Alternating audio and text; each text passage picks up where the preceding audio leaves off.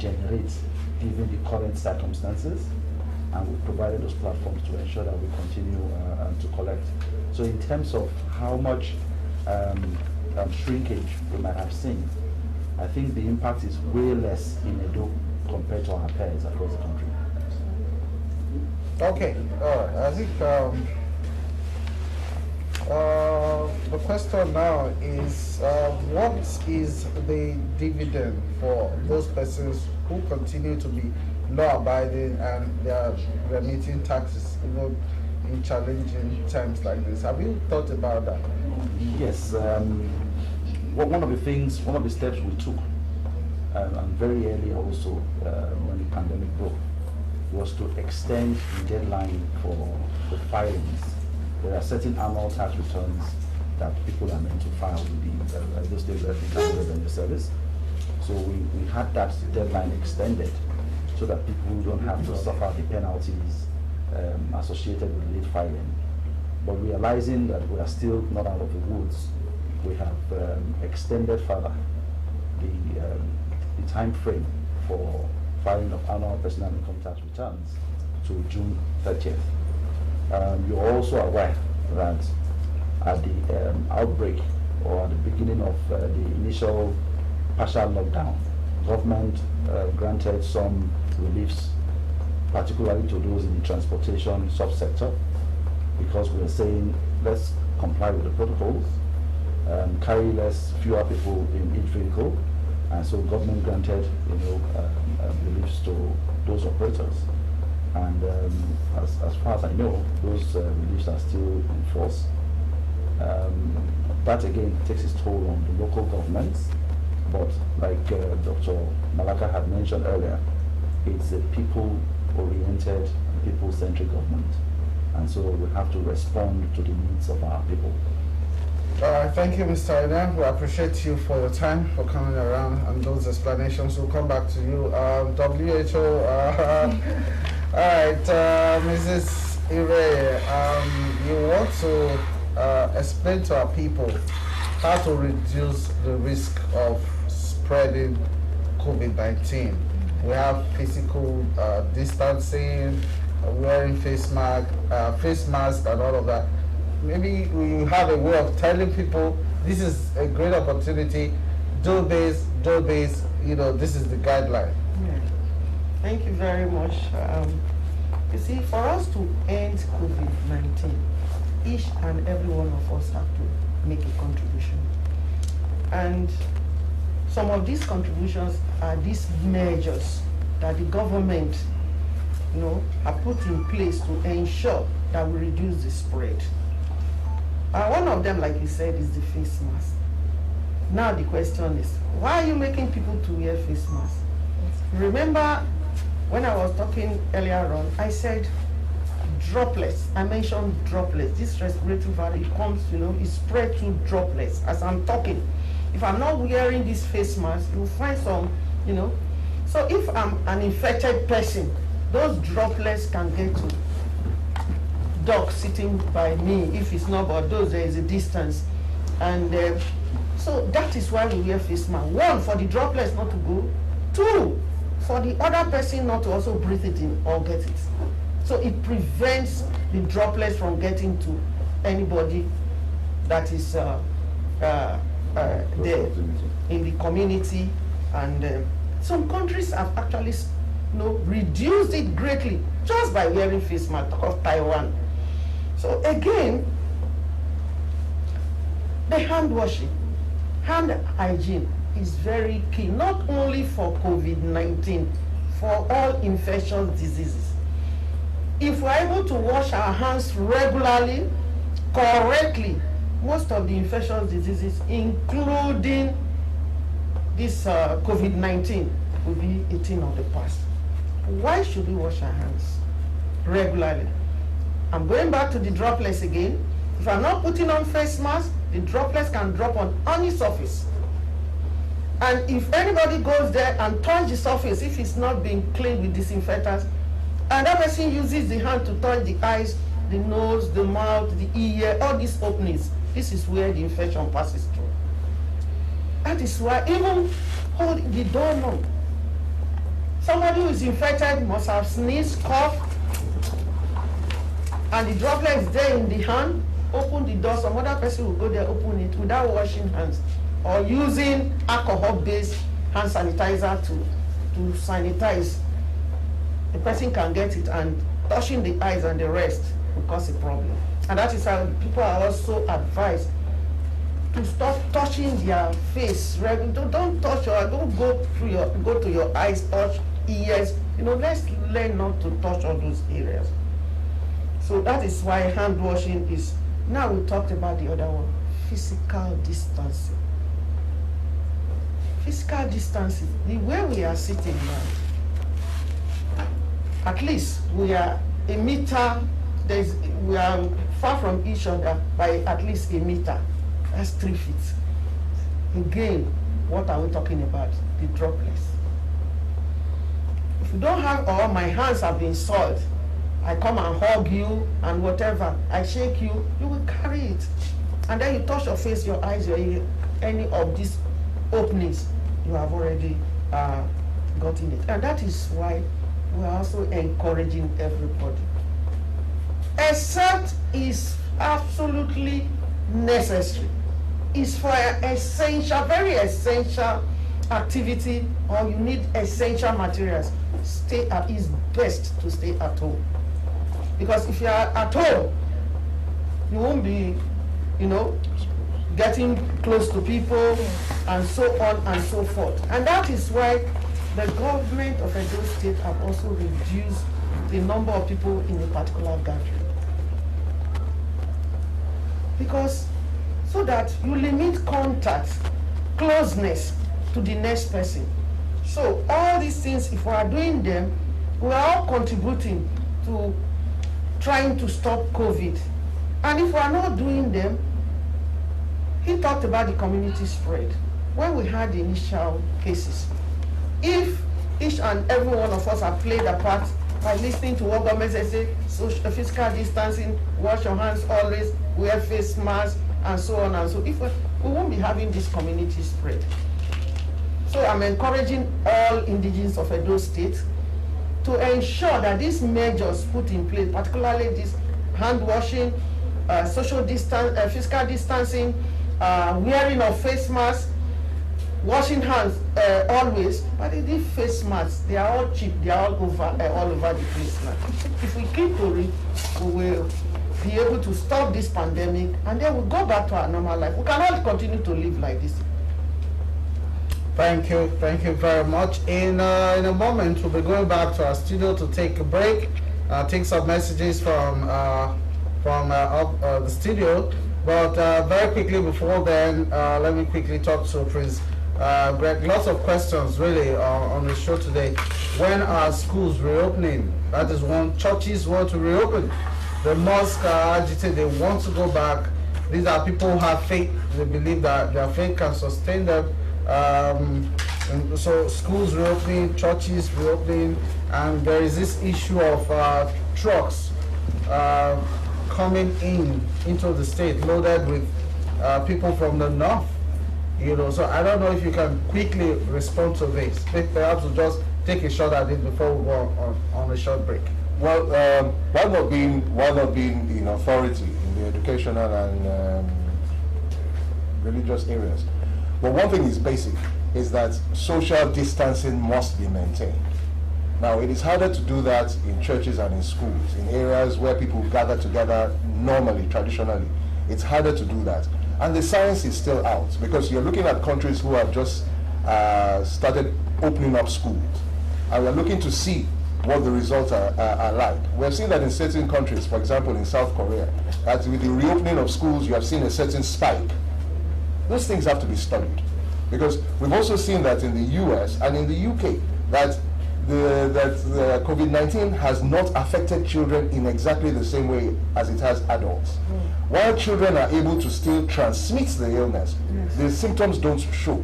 But they found out that there is another inflammatory condition which shows in children, and the science is still out on that. So we've got to be very careful that we do not, in an attempt to rush to reopen schools and churches, that we expose our children who, even if they do not show the immediate symptoms, can still be transmitters, can still carry this virus. Now, you understand that kids will come to school, they'll mix, and then they'll go back home. So even if they are not ill themselves, their parents at home, their grandparents, and other members of the community that they will come in contact with, and then also the teachers in the school who are adults. So it's not such a simple and straightforward matter. It's the science, because like everybody here has said, and the Edo State government emphasizes that it's about the people. It's about the people. It's not about cheap popularity. It's not about trying to quickly open up an economy. People can only make a livelihood if they are alive. You can't make a livelihood. You can't make a living if you are dead. So it is only the person that is alive that can go to the market and come back and look after her child. So as much as possible, it's about the people. So we have to look at the science, like Dr. Malaka has been saying. It's data driven. We have to look at the facts, we have to look at the figures. Looking at the figures right now, it's not so good.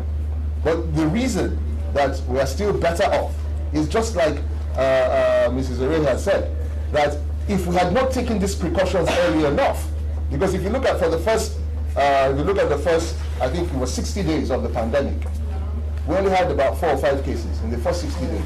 But the moment you started to relax the lockdown, and we started increasing, there was greater social contact and people moving around. Look at the figures over the last 2 weeks. In just 2 weeks, we've recorded well over 100 cases, and we have seen the number of deaths go up from 4 in the first 60 or 90 days to 11 in just a matter of 2-3 weeks. So it's something that we really have to be careful about. The reopening of schools and churches. It's not that your faith will not keep you safe. It's not that. But if you know how much faith you have, do you know how much the person sitting beside you in church has? So even if you are protected by your own faith, how about the man sitting beside you? Unless you have a meter, like as everybody's entering church, you can tell their temperature. You can also tell their faith and say that by the amount of faith you have, you will be protected. Unless you have that device. Unless that device exists. Because really, that's the only way you can tell objectively that this person will be protected. No, by the amount of faith you have, maybe 60 degrees faith, you are protected. A fathometer, that's right. So until we have discovered it, until we invent that, we will not be able to say that church or religious mosques will keep you safe. All right. All right, thank you, Prince, for that. Okay, are we ready for the break? Please do let me know so we can go on that short break. We have a question here. Perhaps somebody who advised the governor so much. He said, how then has the state government been able to pay salaries? Edo State has even paid May salaries. That was way back, about a week ago. So how did the governor do it with dwindling revenues and all of that, with the COVID expenses and all that? I'm sure that's for you. I don't think people should be surprised the caliber of man we have as a governor. Yeah. He's a man who's used to dealing with finances, raising finances, and managing, both human, material, and financial resources. Yeah.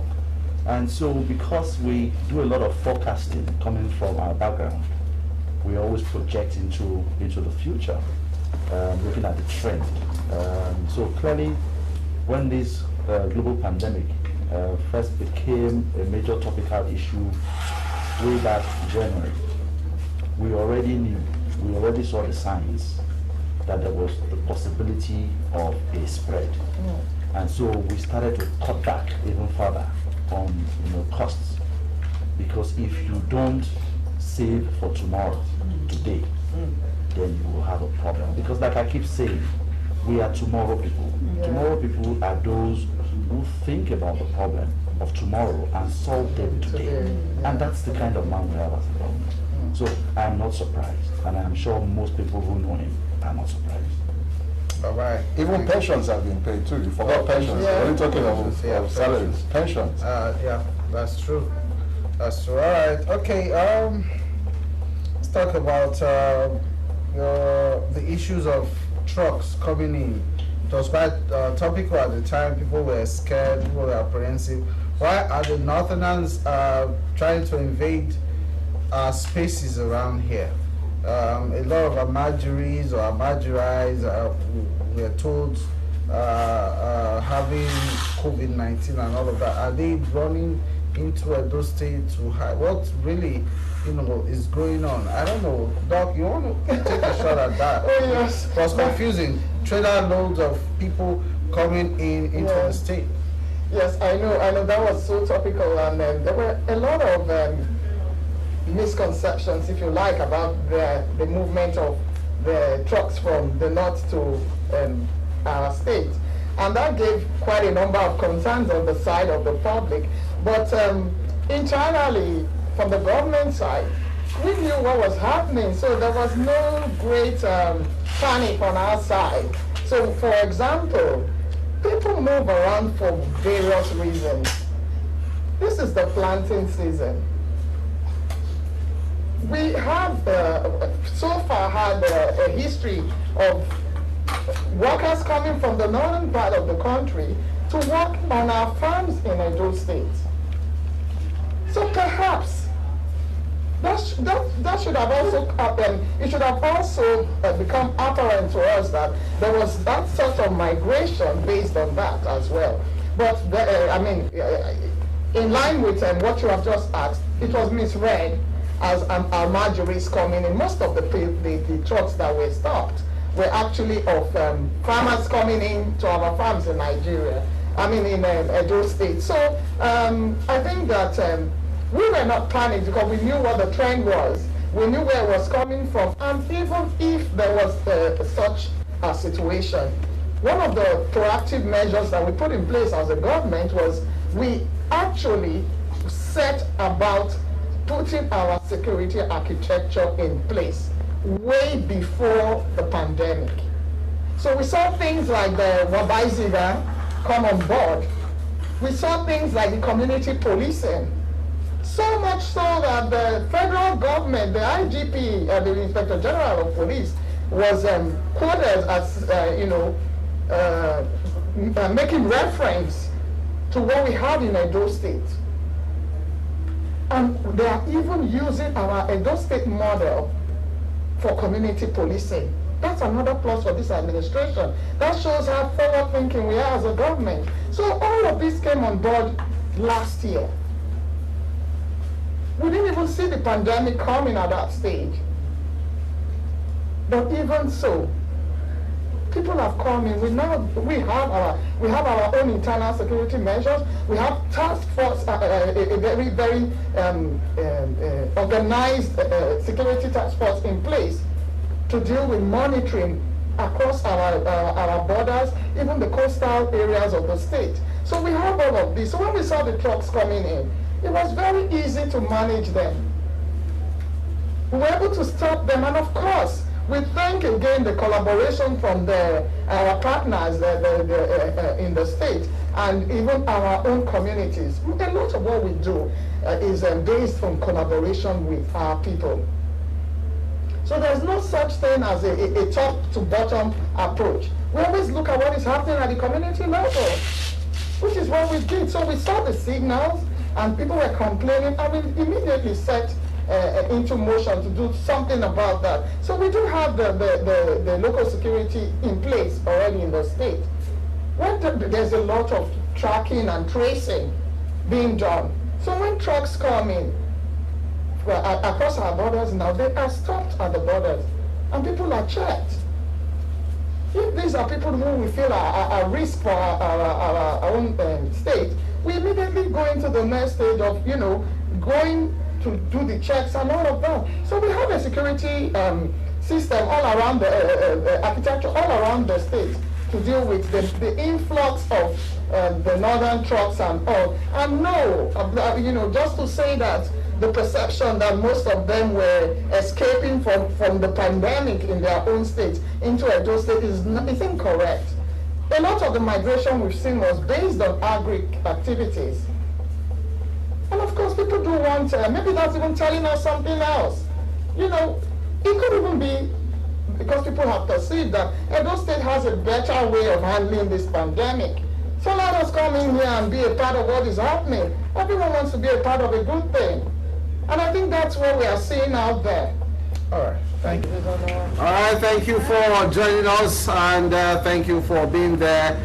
You are live to our studios, the studios of EDO Broadcasting Service Reloaded, and the program is EDO Town Hall. EDO Town Hall, you can receive it live on radio. Of course, you are watching us on television, and we are also, follow us on YouTube, Facebook, Twitter, simply at EDO Town Hall and at EDO EBS Radio Television.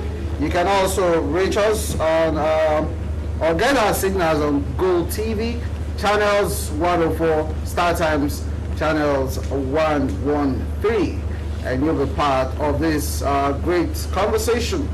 It is EDO Town Hall. Thank you once again for being there. My name is Benson Erbo. We have our guest in the studio. Quickly refresh your mind or memory.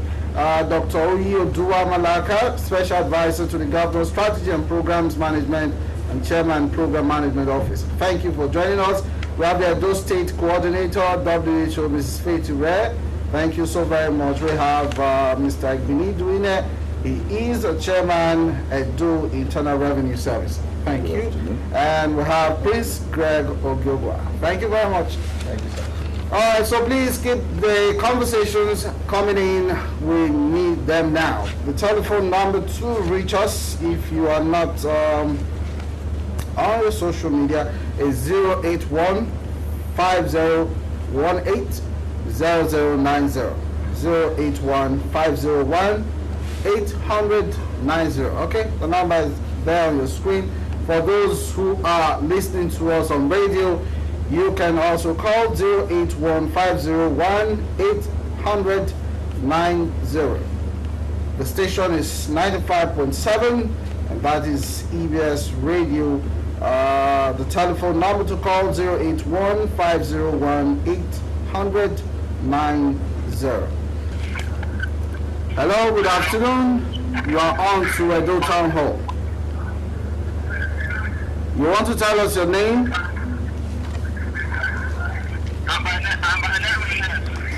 What is your name? My name is Freeman. Where are you calling from?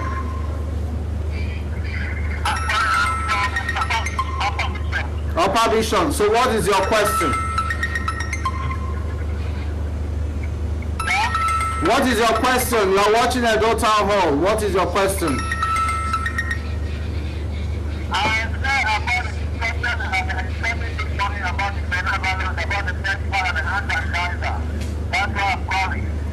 Okay, about hand sanitizers?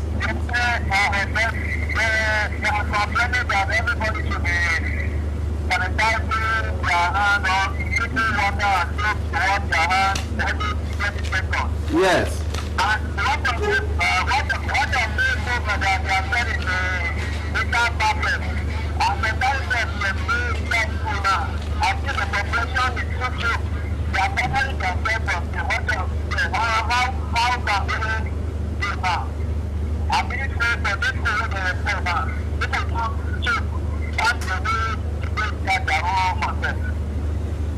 All right, thank you for your observation. This is hand sanitizers in the markets. How much of it is available for those who are in trading, and for those who are coming to patronize the traders?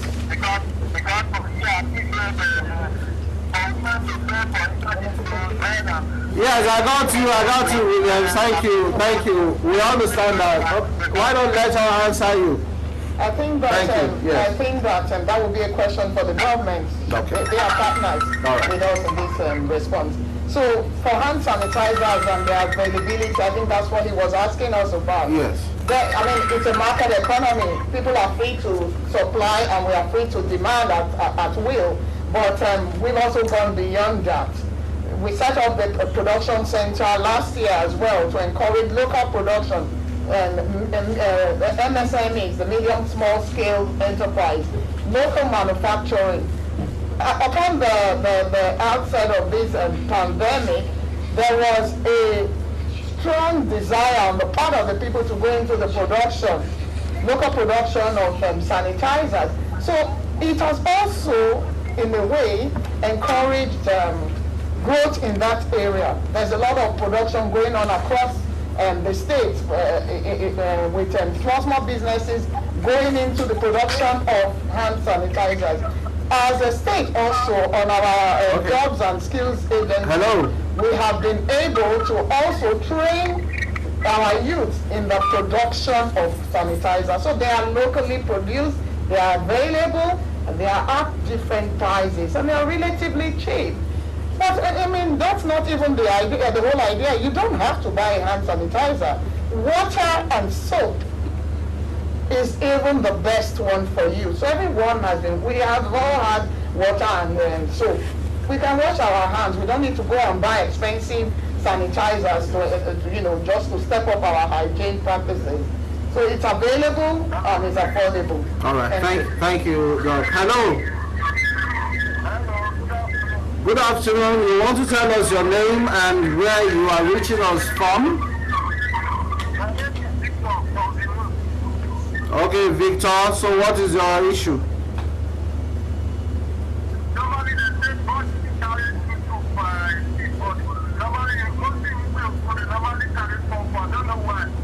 Okay.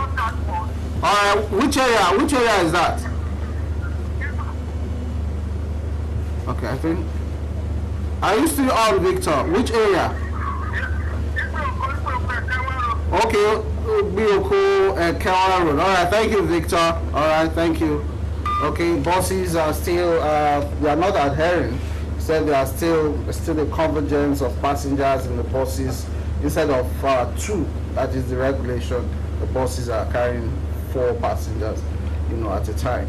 Benson, I think that has become an issue. We're preaching responsibility. It's a shared responsibility. If you are going into a bus and you see them overcrowding, shout out and do something about it. You're endangering yourselves. There's a big issue with compliance on the side of our people. Even though the government has put so much enforcement agencies on the street, we still see people not taking up the responsibility. I mean, this is for your own good. This is for your own well-being.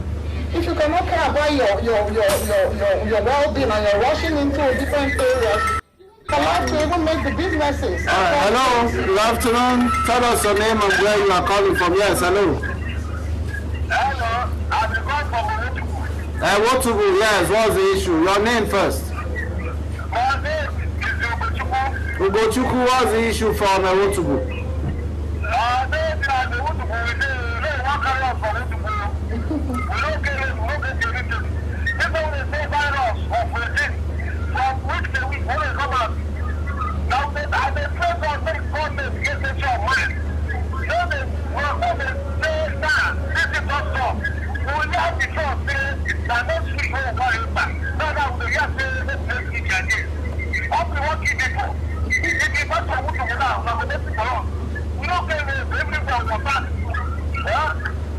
Okay, I understand that.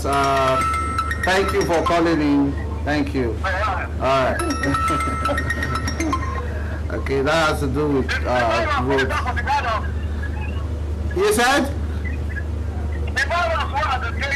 Yes.